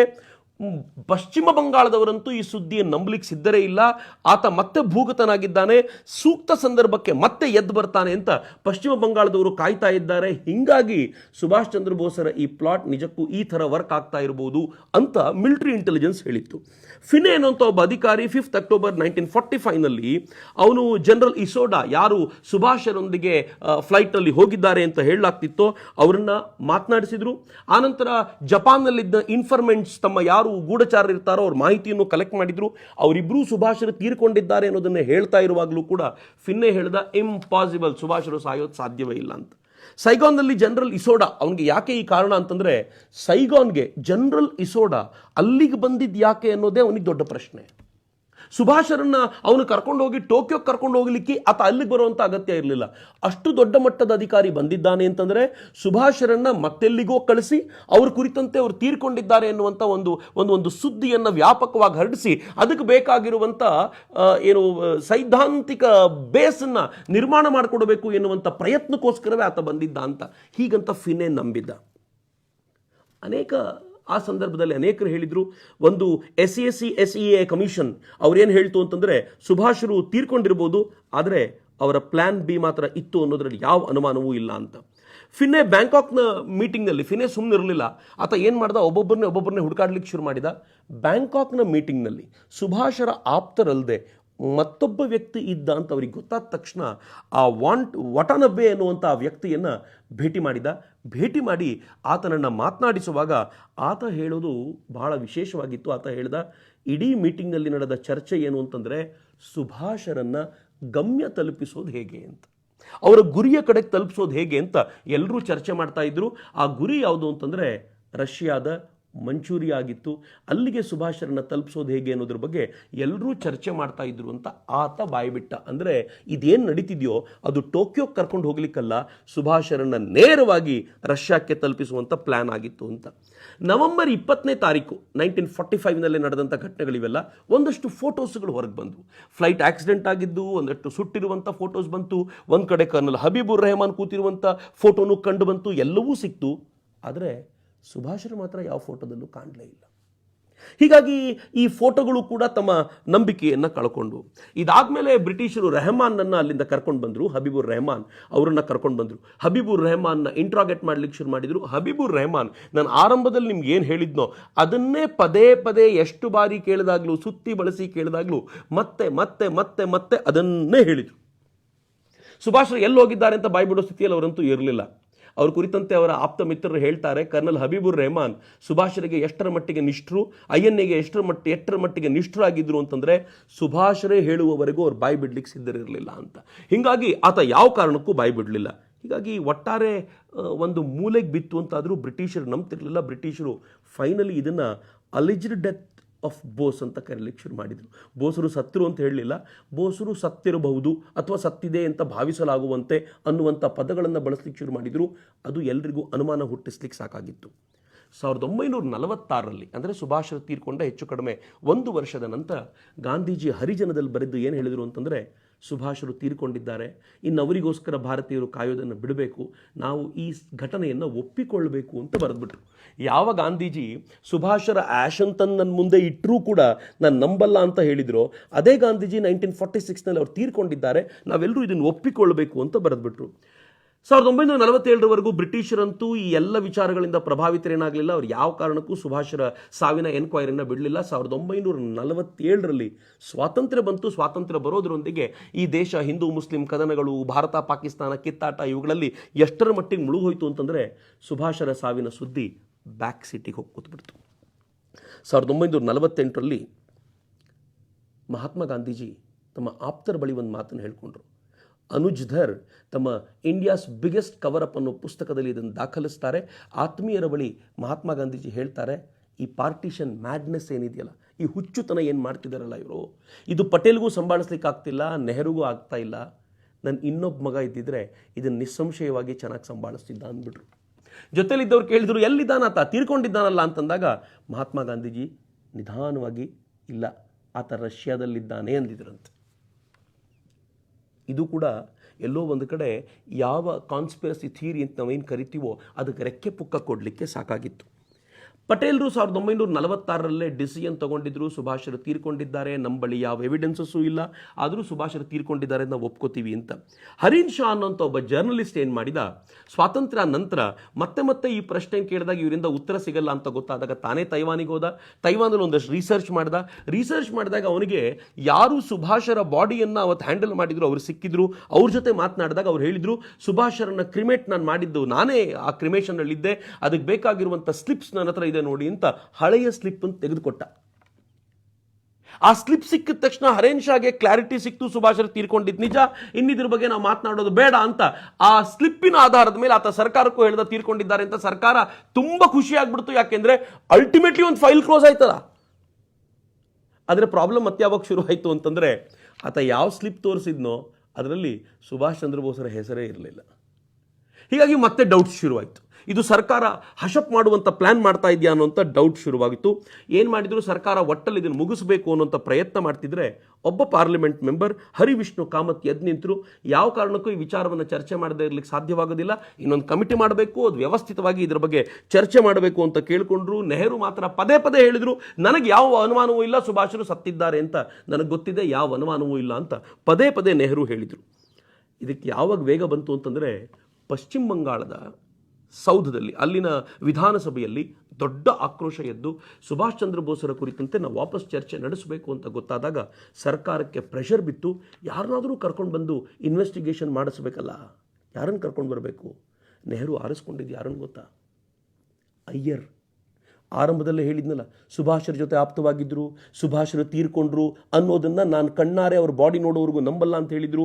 ಆ ಅಯ್ಯರ್ನ, ಸುಭಾಷ್ ಚಂದ್ರ ಬೋಸರ ಆಪ್ತರಾಗಿದ್ದ ಅಯ್ಯರ್ನ ನೆಹರು ಕರ್ಕೊಂಡು ಬಂದರು. ಮಿತ್ರ, ಇಂಟ್ರೆಸ್ಟಿಂಗ್. ನೆಹರು ಎಷ್ಟು ಬುದ್ಧಿವಂತರಾಗಿದ್ದರು ಅಂತಂದರೆ, ಅಯ್ಯರ್ ಅದಾಗಲೇ ನೆಹರು ಜೊತೆಗೆ ಎಂಥ ಸಂಬಂಧವನ್ನು ಬೆಳೆಸ್ಕೊಂಡಿದ್ರು ಅಂತಂದರೆ, ನೆಹರುಗೆ ಪತ್ರ ಬರೀಬೇಕಾದ್ರೆ ರಿವಿಯರ್ಡ್ ಪಂಡಿತ್ಜಿ, ಅತ್ಯಂತ ಗೌರವಾನ್ವಿತ ಪಂಡಿತ್ಜಿ ಅಂತ ಶುರು ಮಾಡ್ತಿದ್ರು, ಮತ್ತು ಅದನ್ನು ಎಂಡ್ ಮಾಡಬೇಕಾದ್ರೆ ಮೋಸ್ಟ್ ಒಬಿಡಿಯಂಟ್ ಸರ್ವೆಂಟ್ ಅಂತ ಬರೀತಿದ್ರು. ಇಂಥ ವ್ಯಕ್ತಿನ ತುಂಬ ಸೂಕ್ತವಾಗಿ ನೆಹರು ಆರಿಸ್ಕೊಂಡು ಅವರನ್ನು ಇದಕ್ಕೆ ಜೊತೆ ಮಾಡಿ ಕಳಿಸ್ಕೊಟ್ಟು, ನೀವು ಇದ್ರ ಬಗ್ಗೆ ಇನ್ವೆಸ್ಟಿಗೇಟ್ ಮಾಡಿ ಅಂತ. ಇನ್ವೆಸ್ಟಿಗೇಟ್ ಮಾಡಿದ ಒಂದಷ್ಟು ರಿಪೋರ್ಟ್ಗಳನ್ನು ಅವ್ರು ತಂದು ಮುಂದಿಟ್ಟಾಗ ನೆಹರು ಹೇಳಿದರು, ಇದರ ಆಧಾರದ ಮೇಲೆ ನೀವೇ ಒಂದು ಟೋಟಲ್ ರಿಪೋರ್ಟನ್ನು ಪ್ರಿಪೇರ್ ಮಾಡಿ ಅಂತ. ಆ ರಿಪೋರ್ಟನ್ನು 50ರ ದಶಕದಲ್ಲಿ ಪ್ರೆಸೆಂಟ್ ಮಾಡಲಾಯಿತು.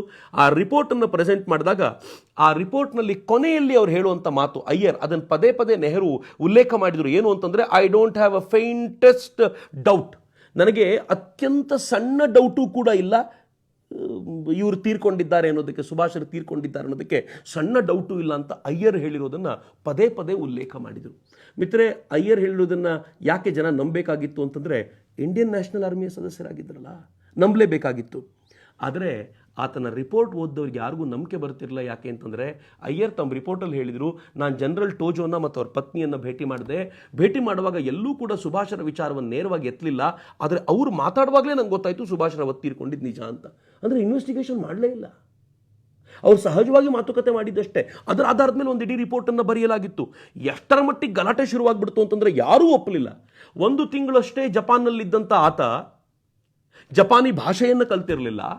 ಆತನಿಗೆ ಅಲ್ಲಿನ ಏನು ವ್ಯವಹಾರ, ಅಲ್ಲಿನ ಆಚಾರ ವಿಚಾರ ಏನೂ ಗೊತ್ತಿರಲಿಲ್ಲ. ಆತ ಹೇಗೆ ಇನ್ವೆಸ್ಟಿಗೇಟ್ ಮಾಡ್ದ ಎನ್ನುವುದು ಮೊದಲನೇ ಪ್ರಶ್ನೆ ರೈಸ್ ಆಯಿತು. ಎರಡನೇದು, ಐಎನ್ಎ ಮಿತ್ರರು ಬೇರೆಯವರು ಇದ್ರಲ್ಲ, ಅವ್ರ ಜೊತೆ ಯಾಕೆ ಇವಾಗಲೇ ಅವಳನ್ನ ಆತ ಡಿಸ್ಕಸ್ ಮಾಡದೆ ಅದನ್ನು ಮುಚ್ಚಿಡುವಂಥ ಪ್ರಯತ್ನ ಮಾಡ್ದ ಅನ್ನೋದು ಎರಡನೇ ಪ್ರಶ್ನೆ ಬಂದಾಗ ಆತನ ಕ್ರೆಡಿಬಿಲಿಟಿ ಕಳೆದೋಯ್ತು. ಆತನ ಮಾತನ್ನು ಜನ ಒಪ್ಪಲಿಕ್ಕೆ ಸಿದ್ಧರಾಗಿರಲಿಲ್ಲ. ದೇಬಂತ ದಾಸ್ ಅನ್ನುವಂಥ ಒಬ್ಬ ಮಿತ್ರರಂತೂ ಎಷ್ಟರ ಮಟ್ಟಿಗೆ ಜೋರಾಗಿ ಕೂಗಾಡಿದರು ಅಂತಂದರೆ, ಅವ್ರು ಹೇಳಿದರು, ನಾನು ಜಪಾನ್ನಲ್ಲಿದ್ದಾಗ ಈ ಘಟನೆ ನಡೆದ ಒಂದೇ ವಾರದಲ್ಲಿ ಜಪಾನಿನ ಒಬ್ಬ ಪ್ರಮುಖ ಅಧಿಕಾರಿ ನನಗೆ ಹೇಳಿದರು, ಈ ಘಟನೆ ನಂಬೇಡಿ, ಸುಭಾಷರು ಜೀವಂತ ಇದ್ದಾರೆ ಅಂತ. ನಾನೇ ಅದನ್ನು ಕೇಳಿದವನು, ಕಿವಿಯಾರೆ ಕೇಳಿದ್ದೀನಿ, ಇದು ಹೆಂಗೆ ಸಾಧ್ಯ ಆಗುತ್ತೆ ಅಂತ. ಇದಲ್ಲದೆ ಅಯ್ಯರು ಈ ಎಲ್ಲ ರಿಪೋರ್ಟ್ನ ಆಚೆಗೆ ಒಂದು ಪರ್ಸ್ನಲ್ ನೋಟನ್ನು ಅವರು ನೆಹರುಗೆ ಬರೆದಿದ್ರು. ಆ ನೋಟ್ನಲ್ಲಿದ್ದಂಥ ಸಂಗತಿಗಳು ಏನು ಅನ್ನೋದ್ರ ಕುರಿತಂತೆ ಚರ್ಚೆ ಆಗಬೇಕು ಅಂತ ವ್ಯಾಪಕವಾಗಿ ಗಲಾಟೆ ನಡೀತು. ಆದರೆ ಯಾವುದಕ್ಕೂ ಉತ್ತರ ಸಿಗಲಿಲ್ಲ. ಅಯ್ಯರ್ ಇದಕ್ಕೆ ಉತ್ತರ ಕೊಟ್ಟಿದ್ದು ಹೆಂಗೆ ಗೊತ್ತಾ? ಅಕಸ್ಮಾತ್ ಸುಭಾಷರು ಬದುಕಿದ್ದಿದ್ರೆ ಅವರು ಭಾರತಕ್ಕೆ ಬರಬೇಕಿತ್ತಲ್ಲ. ಅಕಸ್ಮಾತ್ ಸುಭಾಷರು ಬದುಕಿದ್ದಿದ್ರೆ ಅವರು ಜವಾಹರ್ಲಾಲ್ ನೆಹರು ಕರೆದಾಗ ಅವ್ರ ಜೊತೆ ಮಂತ್ರಿ ಆಗಬೇಕಾಗಿತ್ತಲ್ಲ ಅಂತ ಬದುಕಿದ್ದಿದ್ರೆ, ಆದರೆ ಹೋದರೆ ಅನ್ನೋ ರೀತಿ ಚರ್ಚೆ ಮಾಡ್ತಿದ್ರು. ಬಿಟ್ಟರೆ ಮತ್ತೆ ಯಾವುದೂ ಇರಲಿಲ್ಲ. ಅಲ್ಲಿಗೆ ಇಡೀ ಘಟನೆ ಸತ್ತೋಗಿತ್ತು. ಮುಂದೆ ಬೆಹರಾಂಪುರ್ನ ಮುನ್ಸಿಪಲ್ ಕಾರ್ಪೊರೇಷನ್ ಅವರು ಗಲಾಟೆ ಶುರು ಮಾಡಿದರು. ಮತ್ತೆ ಸುಭಾಷರ ಸಾವಿನ ಚರ್ಚೆ ಆಗಬೇಕು ಅಂತ ಗಲಾಟೆ ಶುರು ಮಾಡಿದ ಮೇಲೆ ಈ ಬಾರಿ ಜವಾಹರ್ಲಾಲ್ ನೆಹರು ಯಾರನ್ನು ಆರಿಸ್ಕೊಂಡ್ರು ಗೊತ್ತಾ? You will be shocked. ಶಾನವಾಜನ್ನು ಆರಿಸ್ಕೊಂಡ್ರು. ಯಾವ ಶಾನವಾಜನ್ನು ನಾವು INA ವಿಚಾರಣೆಗೋಸ್ಕರ ಬಳಸಿದ್ದು ನೋಡಿದ್ದೀವೋ ಅದೇ ಶಾನವಾಜನ್ನು ಆರಿಸ್ಕೊಂಡ್ರು. ಶಾನವಾಜ್ ಡೇ 1 ಹೇಳ್ತಿದ್ರು, ಸುಭಾಷ್ ಚಂದ್ರ ಬೋಸರು ತೀರ್ಕೊಂಡ್ರು ಅನ್ನೋದನ್ನು ನಾನಂತೂ ನಂಬಲಿಕ್ಕೆ ಸಿದ್ಧ ಇಲ್ಲ, ಸಾಧ್ಯವೇ ಇಲ್ಲ ಅಂತ ಡೇ 1 ಹೇಳ್ತಿದ್ದ ಶಾನವಾಜನ್ನು ಆರಿಸ್ಕೊಂಡಿದ್ರು. ಶಾನವಾಜನ್ನು ಆರಿಸ್ಕೊಳ್ಳೋ ಕೆಲವು ದಿನಗಳ ಮುಂಚೆ ಶಾನವಾಜ್ ಸುಭಾಷ್ ಚಂದ್ರ ಬೋಸರ ಮನೆಗೆ ಹೋಗಿ ಬಂದು ಸುಭಾಷ್ ಚಂದ್ರ ಬೋಸರ ಅಣ್ಣನಾಗಿದ್ದ, ಸುಭಾಷ್ ಚಂದ್ರ ಬೋಸರ ಸೋದರ ಸಂಬಂಧಿಯಾಗಿದ್ದಂಥ ಸುರೇಶ್ ಬೋಸರನ್ನ ಭೇಟಿ ಮಾಡಿ ಹೇಗಾದರೂ ಮಾಡಿ ಈ ವಿಚಾರಕ್ಕೆ ನಾವು ಬಲ ತುಂಬಬೇಕು ಅಂತ ಅವರೆಲ್ಲರ ವಿಶ್ವಾಸವನ್ನು ಗಳಿಸ್ಕೊಂಡು ಬಂದಿದ್ರು. ನೆಹರು ಸರಿಯಾದ ವ್ಯಕ್ತಿಯನ್ನೇ ಆರಿಸ್ಕೊಂಡಿದ್ರು. ಈಗ ಅವರ ಹೆಗಲಿಗೆ ಈ ಹೊಣೆಯನ್ನು ಹೊರಿಸಲಾಯಿತು. ಅವರ ನೇತೃತ್ವದಲ್ಲಿ ಟೀಮ್ ಕಟ್ಟಲಾಯಿತು. ಈ ಟೀಮ್ಗೆ ಶರತ್ ಬೋಸರ ಮಗ, ಸುಭಾಷರ ಅಣ್ಣನ ಮಗ ಅಮಿಯಾನಾಥ್ ಬೋಸನನ್ನು ಜೋಡಿಸ್ಕೊಳ್ಬೇಕು ಅಂತ ನೆಹರು ಹೇಳಿದಾಗ ಅವರಂದ್ರು, ಅಮಿಯಾನಾಥ್ ಬೋಸ್ ಅಡ್ವೊಕೇಟು, ಮುಂದೆ ದೊಡ್ಡ ಕಿರಿಕಿರಿ ಮಾಡಬಲ್ಲ ನಮಗೆ, ಅದಕ್ಕೆ ಅವನು ಬೇಡ, ನಾನು ಸುರೇಶ್ ಬೋಸರನ್ನ ಮಾತನಾಡಿಸಿದ್ದೀನಿ, ಹೀ ಲುಕ್ಸ್ ಮೈಲ್ಡ್, ಅವನು ನಾವು ಒಪ್ಪಿಸ್ಬೋದು, ಹೀಗಾಗಿ ಸುರೇಶ್ ಬೋಸರನ್ನ ನನ್ನ ಜೊತೆ ಕೊಡಿ ಅಂತ ಸುರೇಶ್ ಬೋಸರನ್ನ ಕಮಿಟಿಗೆ ಹಾಕಲಾಯಿತು. ಆದರೆ ಯಾವ ಸುರೇಶ್ ಬೋಸರ್ನ ಇವರು ಮೈಲ್ಡ್ ಅಂದ್ಕೊಂಡಿದ್ರೋ ಆ ಮನುಷ್ಯ ಖಂಡಿತವಾಗಿಯೂ ಮೈಲ್ಡ್ ಆಗಿರಲಿಲ್ಲ. ಆ ಮನುಷ್ಯ ಎಷ್ಟರ ಮಟ್ಟಿಗೆ ಇನ್ವೆಸ್ಟಿಗೇಷನ್ನ ಆಳಕ್ಕೆ ಹೋಗ್ಬಿಟ್ರು ಅಂತಂದರೆ, ಇವರೆಲ್ಲರೂ ಒಂದು ಕೆಲಸ ಮಾಡುವಾಗ ಅವ್ರು ಬೇರೆನೇ ಕೆಲಸ ಮಾಡ್ತಿದ್ರು. ಅವ್ರಿಗೆ ಗೊತ್ತಾಯಿತು ಸುಭಾಷ್ ಬಾಬು ತೀರ್ಕೊಂಡಿರಲಿಲ್ಲ ಅಂತ. ಆದರೆ ಇಡೀ ವರದಿ ಹೊರಗೆ ಬಂದಾಗ ಹಿ ವಾಸ್ ಶಾಕ್ಡ್. ಇಡೀ ವರದಿ ಏನು ಹೇಳ್ತು ಅಂತಂದರೆ, ಸುಭಾಷರು ತೀರ್ಕೊಂಡಿದ್ದು ಸತ್ಯ ಅಂತ ಶಾನವಾಜರ ರಿಪೋರ್ಟ್ ಬಂತು. ಆ ರಿಪೋರ್ಟ್ನಲ್ಲಿ ಅನೇಕ ಪ್ರಾಬ್ಲಮ್ಸ್ ಇತ್ತು. ಒಬ್ಬೊಬ್ಬರು ಹೇಳುವಂಥ ಟೈಮ್ಗಳು ಬೇರೆ ಬೇರೆ ಇದ್ದವು, ಆದರೂ ಒಪ್ಕೊಂಡಿದ್ರು. ಒಳಗಿದ್ದವರು, ಫ್ಲೈಟ್ನ ಒಳಗಿದ್ದವರು ತೀರ್ಕೊಳ್ಳೋ ಸಂದರ್ಭದಲ್ಲಿ ಎಷ್ಟು ಜನ ಇದ್ರು ಅಂತ ಪ್ರತಿಯೊಬ್ಬರು ಹೇಳಿದ್ದ ನಂಬರ್ಸ್ ಬೇರೆ ಇತ್ತು, ಅದನ್ನು ಒಪ್ಕೊಳ್ಳಾಯಿತು. ನಾನು ನಿಮ್ಗೆ ಆರಂಭದಲ್ಲಿ ಹೇಳಿದ್ರೆ ಅಬ್ದುಲ್ ರೆಹಮಾನ್ ಹೇಳಿದ್ರಲ್ಲ, ಸುಭಾಷ್ ಚಂದ್ರ ಬೋಸರು ಹೊರಗೆ ಬಂದರು, ನಾನು ಅವರ ಬಟ್ಟೆಯನ್ನು ಬಿಚ್ಚುವಂಥ ಪ್ರಯತ್ನ ಮಾಡಿದೆ, ಬೆಂಕಿಯಿಂದ ಆವೃತರಾಗಿದ್ರು ಅಂತ. ಅದರ ಬಗ್ಗೆ ಇನ್ನೊಬ್ಬ ಒಳಗಿದ್ದಂಥವ್ರು ಬೇರೆನೇ ಹೇಳಿದರು. ಕರ್ನಲ್ ಹಬೀಬುರ್ ರೆಹಮಾನ್ ಸುಸ್ತಾಗಿ ಬಿದ್ದಿದ್ರು, ಅವರಿಗೂ ಸುಭಾಷರಿಗೂ ಯಾವ ಸಂಪರ್ಕವೂ ಇರಲಿಲ್ಲ, ಸುಭಾಷರ ಬಟ್ಟೆನ ಬಿಚ್ಚಿದ್ ನಾನು ಅಂತ ಹೇಳಿದರು. ಅಂದರೆ ಇಷ್ಟು ವೈರುಧ್ಯಗಳಿದ್ದಾಗಲೂ ಕೂಡ ಈ ರಿಪೋರ್ಟನ್ನು ಭಾರತ ಸರ್ಕಾರ ಒಪ್ಕೊಂಡು ಸುಭಾಷ್ ಬೋಸರು ತೀರ್ಕೊಂಡ್ರು ಅಂತ ಹೇಳಲಿಕ್ಕೆ ಪ್ರಯತ್ನ ಪಟ್ಟರೆ ಸುರೇಶ್ ಬೋಸ್ ಕಂಠಮಟ್ಟದಲ್ಲಿ ತಿರಸ್ಕರಿಸಿದರು. ಅವರು ತಾವು ಕಂಡಿದ್ದಂಥ ಒಂದೊಂದು ಸತ್ಯಗಳನ್ನು ಬಣ್ಣಿಸ್ತಾ ಹೋದರೆ ದೇಶದಲ್ಲಿ ಬೆಂಕಿ ಏಳಲಿಕ್ಕೆ ಶುರುವಾಯಿತು. ಈ ರಿಪೋರ್ಟಿಗೆ ನಾನು ಸೈನ್ ಮಾಡಲ್ಲ ಅಂತ ಅವ್ರು ಕೂತರು. ಆಗ ನೆಹರು ಏನು ಮಾಡಿದರು ಗೊತ್ತಾ? ಪಶ್ಚಿಮ ಬಂಗಾಳದ ಮುಖ್ಯಮಂತ್ರಿಯಾಗಿದ್ದ BC ರಾಯ್ಗೆ ಕರೆ ಮಾಡಿ ಹೇಗಾದರೂ ಮಾಡಿ ಒಪ್ಪಿಸಬೇಕಲ್ಲ ಅವನನ್ನು, ಏನು ಮಾಡೋದು ಅಂತ. ತಕ್ಷಣ ಅವ್ರು ಏನು ಮಾಡಿದರು ಗೊತ್ತಾ? ಸುಭಾಷರ ಮತ್ತೊಬ್ಬ ಸೋದರ ಸಂಬಂಧಿಯಾಗಿದ್ದಂಥ ಸತೀಶ್ ಚಂದ್ರ ಬೋಸರ ಮಗ ದ್ವಿಜೇಂದ್ರ ಬೋಸರನ್ನು CM ತಮ್ಮ ಆಫೀಸಿಗೆ ಕರೆಸ್ಕೊಂಡ್ರು. ಎಷ್ಟು ದಿನ ಆಯಿತು ನೀನು ಬರಲೇ ಇಲ್ಲ ಅಂತ. CM ಆಫೀಸಿಗೆ ಕೂರಿಸ್ಕೊಂಡಾಗ CM ಮಾತು ಶುರು ಮಾಡಿದ್ದು ಹೆಂಗಂತ ಗೊತ್ತಾ? ನೀನು ಸಣ್ಣ ಪಣ್ಣ ವ್ಯಾಪಾರ ಮಾಡ್ತೀಯಾ, ಏನು ದುಡಿತೀಯ, ಅದರಿಂದ ಎಷ್ಟು ಕಷ್ಟ ಇದೆ ಮನೆಗೆ, ನಾನು ನಿಂಗೆ ಬಿಸ್ನೆಸ್ ಕೊಡ್ತೀನಿ, ನಿನ್ನ ಬಿಸ್ನೆಸ್ಸನ್ನು ಎಕ್ಸ್ಟೆಂಡ್ ಮಾಡು ಅಂತ. ದ್ವಿಜೇಂದ್ರ ಸೆಟ್ ವಂಡರ್ಫುಲ್, ಭಾಳ ಚೆನ್ನಾಗಿದೆ, ನೀವು ಖಂಡಿತವಾಗಿಯೂ ಬಿಸ್ನೆಸ್ ಕೊಡಿ, ನಾನು ಬಿಸ್ನೆಸ್ನ ಎಕ್ಸ್ಟೆಂಡ್ ಮಾಡ್ಕೊಳ್ತೀನಿ ಅಂತ. ಆಗ BC ರಾವ್ ಹೇಳಿದ್ರು, ಒಂದೇ ಒಂದು ಕಂಡೀಷನ್ ಇದೆ. ಕಂಡೀಷನ್ ಏನು ಅಂತಂದರೆ, ನೀನು ಈ ರಿಪೋರ್ಟ್ಗೆ ಸುರೇಶ್ ಬೋಸರ್ ಸೈನ್ ಹಾಕಿಸ್ಬಿಡ್ಬೇಕು, ಅಷ್ಟು ಹಾಕಿಸ್ಬಿಟ್ರೆ ನಾನು ನಿನಗೆ ಬೇಕಾಗಿರೋ ಎಲ್ಲ ವ್ಯವಸ್ಥೆ ಮಾಡ್ತೀನಿ ಅಂತ. ದ್ವಿಜೇಂದ್ರ ಬೋಸ್ ಹೇಳಿ ಕೇಳಿ ಸುಭಾಷ್ ಬೋಸರ ಮನೆತನದ ಹುಡುಗ ಕೇಳ್ತಾನೇನು? ಆತ ಹೇಳ್ದ, ಏನು ಬೇಕಿದ್ರೂ ಮಾಡ್ಲಿಕ್ಕೆ ಸಿದ್ಧನಿದ್ದೀನಿ, ನಾಟ್ ಎಟ್ ದಿಸ್ ಕಾಸ್ಟ್. ಇಷ್ಟಕ್ಕೂ ಅವರನ್ನು ನಾನು ಯಾಕ್ರಿ ಇನ್ಫ್ಲೂಯೆನ್ಸ್ ಮಾಡಬೇಕು, ನಾನು ಬೇಕಿದ್ರೆ ಹಸಿವಿನಿಂದ ಸಾಯ್ತೀನಿ, ಆದರೆ ಇಂಥ ಕೆಲಸಕ್ಕೆ ಹೋಗ್ಲಿಕ್ಕೆ ಸಾಧ್ಯನೇ ಇಲ್ಲ ಅಂತ ಅವ್ರು ಹೇಳಿ ಈ ಮಾತನ್ನು ಧಿಕ್ಕರಿಸಿ ಬಂದರು. ಆಳುವ ಸರ್ಕಾರಕ್ಕೆ ಚೆನ್ನಾಗಿ ಗೊತ್ತಿತ್ತು, ಜವಾಹರ್ಲಾಲ್ ನೆಹರು ಏನು ಟೀಮಿಗೆ ಹೇಳ್ಕೊಡ್ಬೇಕೇನು ಯಾರ್ಯಾರನ್ನ ಹೇಗೆ ಬಡಿಬೇಕು ಅಂತ. ಇನ್ನು ಸುರೇಶ್ ಬೋಸ್ ಯಾವ ಲೆಕ್ಕ? ಸುರೇಶ್ ಬೋಸರ ಕುರಿತಂತೆ ಒಂದು ಸುಳ್ಳು ಸುದ್ದಿಯನ್ನು ಹಬ್ಬಿಸಿದ್ರು. ಸುಳ್ಳು ಸುದ್ದಿ ಏನು ಅಂತಂದರೆ, ಸುರೇಶ್ ಬೋಸರು ವಿದೇಶಕ್ಕೆ ಹೋದಾಗ ಅವರು ಈ ಇನ್ವೆಸ್ಟಿಗೇಷನ್ ಕೆಲಸ ಬಿಟ್ಟು ತಮ್ಮ ಬಿಸ್ನೆಸ್ಸನ್ನು ಅಲ್ಲಿರೋ ಜನರ ಹತ್ರ ಮಾತನಾಡ್ತಾ ಇದ್ರು. ತಾವೇನು ಕೆಲಸ ಮಾಡ್ತೀವೋ ನಾವು ಮಾಡುವಂಥ ಕೆಲಸವನ್ನು ಬಿಟ್ಟು ತಾವು ಬೇರೆಯೇ ಇನ್ವೆಸ್ಟಿಗೇಷನ್ ಮಾಡ್ತೀನಿ ಅಂತ ಹೊರಟಿದ್ರು. ಹೀಗಾಗಿ ಅವರನ್ನು ನಾವು ತಿರಸ್ಕರಿಸ್ತೀವಿ ಅಂತ ಅವ್ರ ಮೇಲೆ ಗೂಬೆ ಕರೆಸಿ ಆ ಇಡೀ ವಿಚಾರವನ್ನು ತಿರಸ್ಕರಿಸಲಾಯಿತು. ಬಟ್ ಎಲ್ಲರೂ ಕೇಳ್ತಿದ್ದ ಪ್ರಶ್ನೆ, ಇನ್ವೆಸ್ಟಿಗೇಷನ್ ಟೀಮು ಫಾರ್ಮೋಸಾಗಿ ಯಾಕೆ ಹೋಗಲಿಲ್ಲ ಅಂತ. ಫಾರ್ಮೋಸಾ ಅಂತಂದರೆ ಅದು ನಾನು ಹೇಳಿದಂತೆ ಈಗ ತೈವಾನ್ನಲ್ಲಿರುವಂಥದ್ದು. ಆಗ ತೈವಾನ್ ಸೆಪ್ರೇಟ್ ಆಗಿತ್ತು. ತೈವಾನ್ ಸೆಪ್ರೇಟ್ ಆದಾಗ ತೈವಾನ್ಗೂ ನಮಗೂ ರಿಲೇಷನ್ ಚೆನ್ನಾಗಿಲ್ಲ, ನಮ್ಮ ಜೊತೆ ಅವರನ್ನು ನಾವು ರೆಕಗ್ನೈಸೂ ಕೂಡ ಮಾಡದೇ ಇರೋದ್ರಿಂದ ನಾವು ತೈವಾನ್ಗೆ ಹೋಗ್ಲಿಕ್ಕೆ ಅನುಮತಿ ಕೊಡಲ್ಲ ಅಂತ PM ಬರೆದುಬಿಟ್ಟಿದ್ರು. ಫಾರ್ಮೋಸಾಗಿ ಹೋಗಲೇ ಇಲ್ಲ. ಎಲ್ಲಿ ನಿಜವಾದ ಆಕ್ಸಿಡೆಂಟ್ ನಡೆದಿತ್ತೋ ಆ ಆಕ್ಸಿಡೆಂಟ್ ನಡೆದಿದ್ದ ಜಾಗಕ್ಕೆ ಹೋಗದೇನೆ ರಿಪೋರ್ಟ್ ಕೊಟ್ಬಿಟ್ಟಿದ್ರು. Very interesting.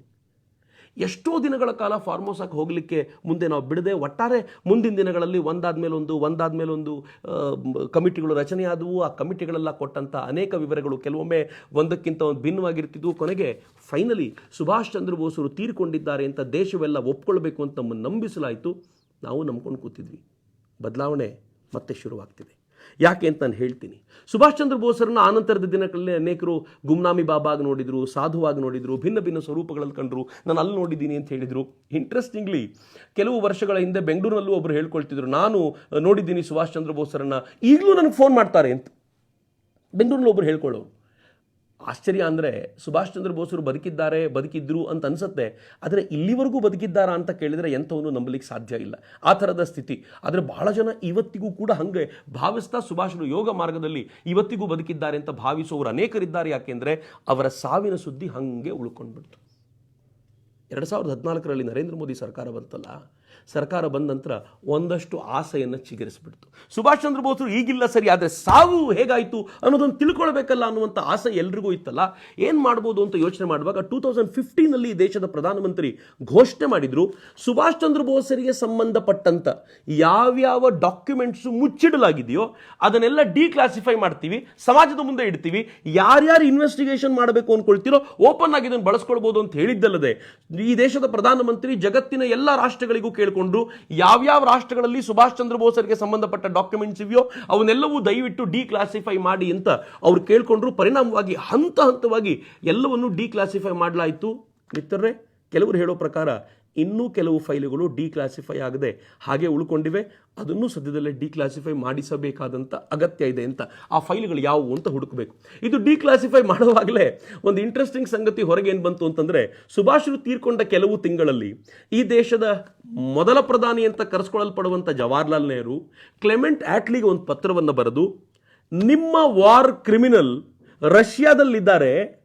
ರಷ್ಯಾ ಇದರ ಮೂಲಕ ನಿಮಗೆ ಬ್ರೀಚ್ ಆಫ್ ಟ್ರಸ್ಟ್, ನಿಮ್ಮ ವಿಶ್ವಾಸಕ್ಕೆ ಭಂಗ ತಂದಿದೆ, ನೀವು ಸರಿಯಾಗಿ ಇದಕ್ಕೆ ಕ್ರಮ ಕೈಗೊಳ್ಳಿಲ್ಲ ಅಂತಂದ್ರೆ ತಪ್ಪಾಗುತ್ತೆ ಅಂತ ಬರೆದಿದ್ರು.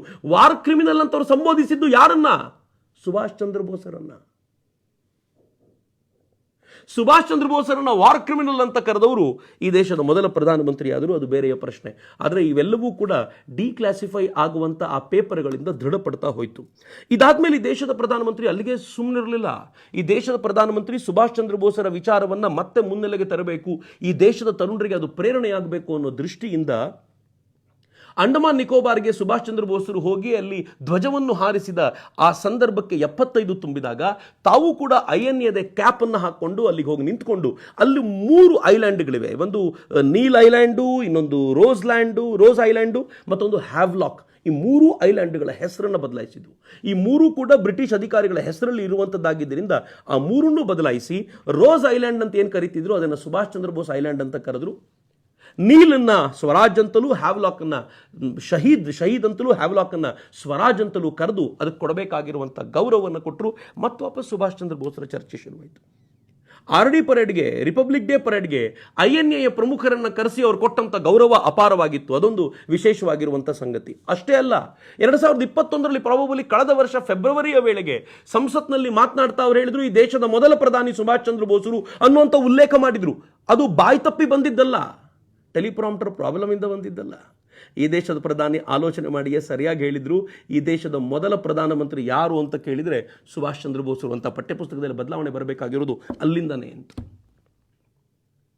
ಅಷ್ಟಕ್ಕೆ ಸುಮ್ಮನಾಗದೆ ಈಗ ಇಂಡಿಯಾ ಗೇಟ್ನಲ್ಲಿ ಅವರು ನೇತಾಜಿಯವರ ಪ್ರತಿಮೆನೆ ನಿಲ್ಲಿಸುವಂಥ ಯೋಚನೆ ಮಾಡಿದ್ರಲ್ಲ, ಎಂಥ ಮಾಸ್ಟರ್ ಸ್ಟ್ರೋಕ್ ಅಂತಂದರೆ ಇಡೀ ಜಗತ್ತು ನೇತಾಜಿಯವರ ಬಗ್ಗೆ ಮತ್ತೆ ಯೋಚನೆ ಮಾಡುವಂತಾಯಿತು. ನಾನು ಹೇಳಿದ್ರೆ ಆಶ್ಚರ್ಯಪಡ್ತೀನಿ, ಇಡೀ ಜಗತ್ತು ಹೆಂಗೆ ಯೋಚನೆ ಮಾಡ್ತಿದೆ ಮಿತ್ರರೇ.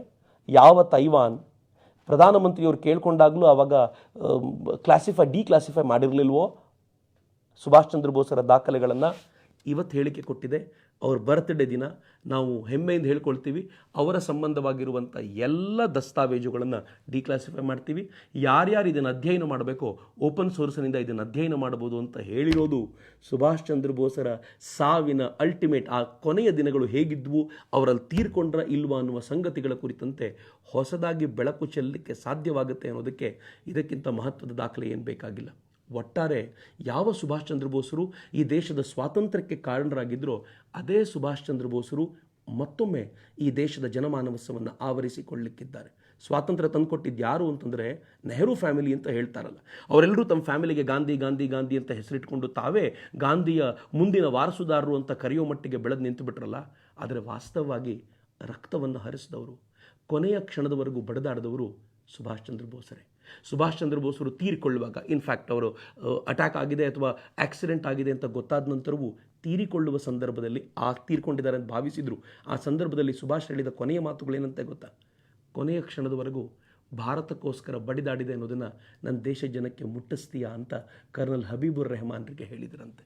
ಕರ್ನಲ್ ಹಬೀಬುರ್ ರೆಹಮಾನ್ರನ್ನು ಮುಂದೆ ಅನೇಕ ಬಾರಿ ಕರೆಸಿ ವಿಚಾರಣೆ ನಡೆಸಿದಾಗಲೂ ಕೂಡ ಅವರು ಯಾವ ವಿಚಾರಗಳಿಂದಲೂ ಡಿವಿಯೇಟ್ ಆಗಲಿಲ್ಲ. ಆದರೆ ಇವತ್ತಿಗೂ ಪ್ರಶ್ನೆ ಉಳ್ಕೊಂಡಿದೆ, ಸುಭಾಷರು ಬದುಕಿದ್ರಾ?